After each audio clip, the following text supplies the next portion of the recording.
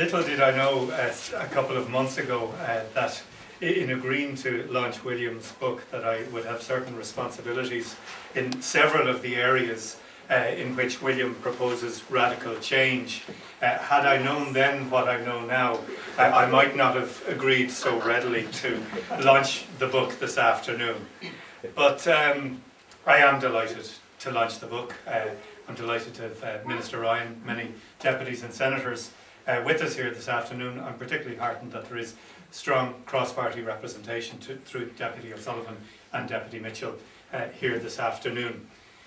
Buswell's Hotel has always been a place of political intrigue, raw lobbying and drink-induced scheming. And I'm glad to say that today's event is very distant from that theme.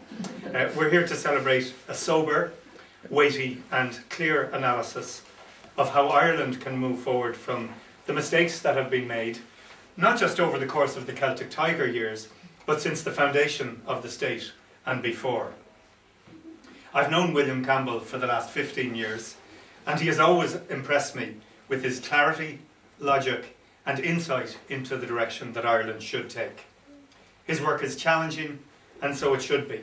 I think everyone, not only in Leinster House, but in Ireland, at this point needs to be constantly challenged about any assumptions that they have, about our working methods, and about how to reform the system.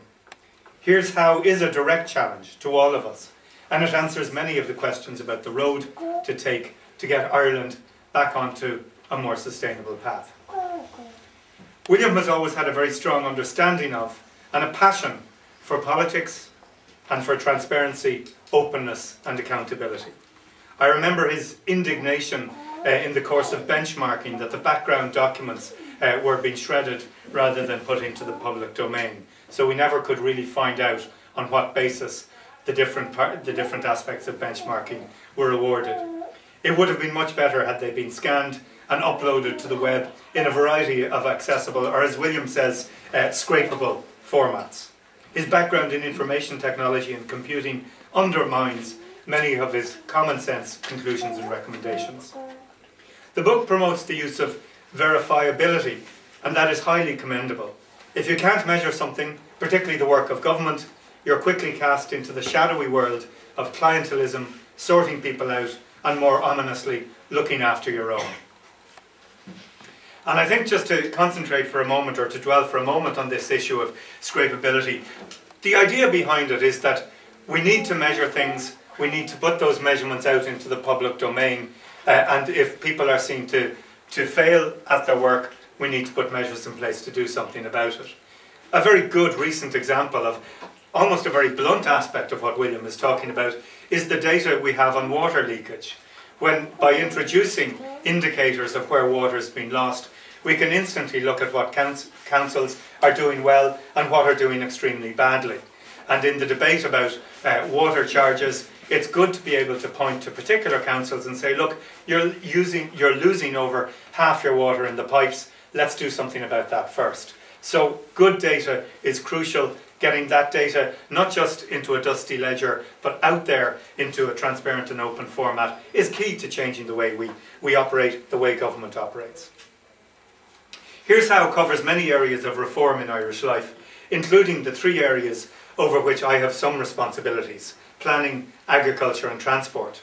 And as a Minister of State, or Junior Minister, I have to tread fairly carefully here, because if my memory serves me correctly, William recommended that the post of Junior Minister, along with several senior ministries, should be simply abolished outright. In food and agriculture, he recommended, and this is only a flavour of it all, sorry about the pun, he recommended that clear measures on tackling obesity should be taken. And I believe his proposal for a traffic light system for identifying through the labelling of food, the food that we should eat more of with the green mark, that which we should eat the right amount of in amber, and that which we should eat less of with the red mark, makes eminent sense, and I intend to pursue this with both my colleagues in the Department of Health and Agriculture. I suspect that hunky-dories fit into the latter category, and I'm sure Mr. Tato would approve. In planning, his proposals for rezoning are radical and worthy of consideration. I believe that the planning bill, which is currently going through the Oireachtas, takes on board much of what William has proposed, but we need to go further. His thoughts on the issue of planning retention are excellent, and the European Union has already told us that we can't grant planning retention for projects that require environmental impact assessment. And I think that makes sense. Creating facts on the ground and then going looking for approval makes it very hard to say this is the wrong development in the wrong kind of place. In transport, William has excellent proposals in the area of road safety and beyond. I particularly like the idea of starting off with an amount of points that you lose rather than giving you points. I think we all want to claim points rather than have them taken away from us. And the psychology of encouraging good driver behaviour is all important in how we make our roads safer. And I don't think anybody in this room cannot have been affected by the death or injury of a loved one on the roads. And I intend to take up his proposals on tackling speeding with my colleague Minister Dempsey. William's book is smart, it's challenging and it's radical. It's a call to arms and I urge anyone with an interest in the future of Ireland to read it. His book ends with a quotation from George Bernard Shaw. The reasonable man adapts himself to the world. The unreasonable one persists in trying to adapt the world to himself. Therefore, all progress depends on the unreasonable man. Well, William's book represents progress, and I know he is a reasonable individual, so I suspect that Shaw may have been wrong on that score.